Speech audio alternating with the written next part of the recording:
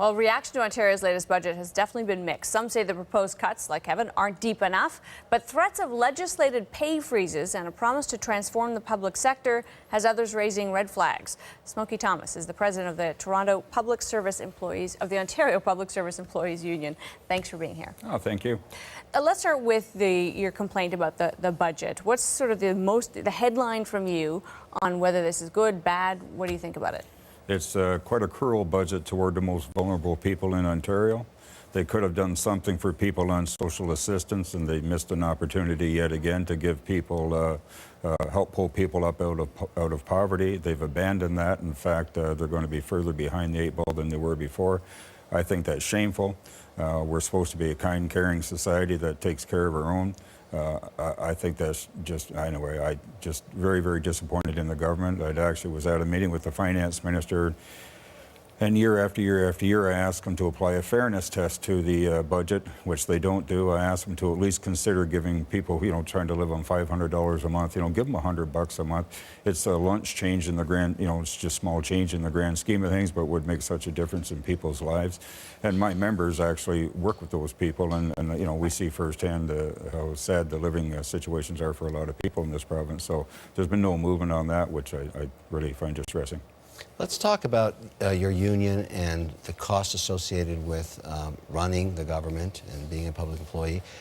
You had some interesting press last weekend in the Globe and Mail where we looked specifically at Ontario and how many members made how much of your union. Yeah. And it was shocking for many Canadians who are in the private sector, who have seen their salaries get diminished over the last 3 years during this recession, to see that many of your constituents are not only guaranteed salaries, but are asking for increases.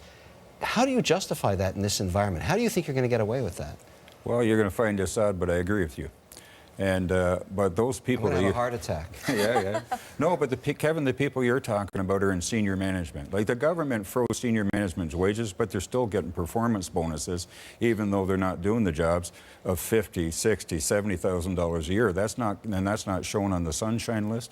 The average wage of one of my members is $42,000 a year. Some college professors, some very specific scientists with multiple degrees who are in high demand all around the world might make $100,000. So in my membership, there are a few people on the sunshine list, but by and large, our members are just basically hoping to stay in the middle class and working class. One of the key areas, though, that people are looking to, and it's not just provincially but federally as well, is the pension side. Yeah. Because the defined benefit pension for most of the private sector is going the way of the dodo bird, and yet in the public sector it remains the norm. Do you worry that that is a contract, an agreement that is going to change for your members sort of out from under? They're certainly going to try. On the pensions, though, the big ones, the OPT, which I am actually the sponsor for the union, we have joint sponsorship of that plan. Yep. It's not only solvent, has a surplus, even though the government sort of cooked the books and twisted the numbers, make it look like it's in the hole. The big plans are fully funded, and some are 50-50 except for HOOP, and it's not quite 50-50, but it's fully funded. The pension plan that they won't name by name, and the one they're referring to, is the manager's pension plan. It's supposed to be 50-50, right? You put in, so that's about 11% of your wages for my members and for management. It had, I was told, a $147 million shortfall. I had that corrected today, that it was a $160 million shortfall. So the government just quietly a few months ago paid that bill for their management's pension plan. And they've been jamming more people into the management pension plan. They're taking OPSEU jobs, which might be $30,000, $40,000, $40,000 or $50,000 a year, making what they call MAPSEU jobs, which is managers' jobs, adding $10,000 to $15,000 to the burden rate because they want to fix their plan. We caught them doing it. I've raised it with the Minister of Finance repeatedly. I raised it with the Premier. I raised it with the Minister of Government Services, and they seem loath to do anything about it. Now, they talked about us having a secret 1%, which wasn't. 38,000 people ratified it. But this was done in secret. They did make that massive payment to that manager's pension plan to bail them out because there wasn't, I suppose, it's not secret anymore. It's not, and nor should it be. We don't have much time, but I have one question for you. Unions are getting smaller in the private sector because that business model isn't working for them anymore. In the public sector, that's not the case. Is there any way to modify your business model so that I, as a taxpayer, your employer basically, could pay you more for better performance and pay you less for diminished performance, just like everybody else has to work? Yeah, they'd have to bargain it, Kevin. It's not out of the realm of Well, possibility. let's do it right now, you and me. Let's go. Well, here, I'd like to ask you something. So I hear you don't like unions, and that's fine.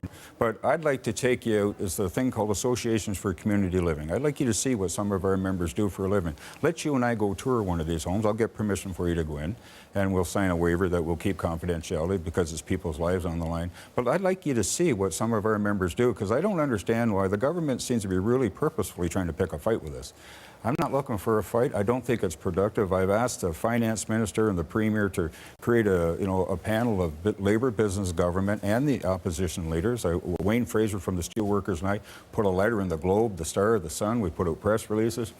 And, Dalton and Dwight, I've been asking them for years. He keeps saying, that's a good idea. We're going to do it. But they never do. And if you could put your hatred for unions aside and put it in your pocket like I might put my dislike for some business people aside, I think you and I probably would agree on a lot more than you think we would.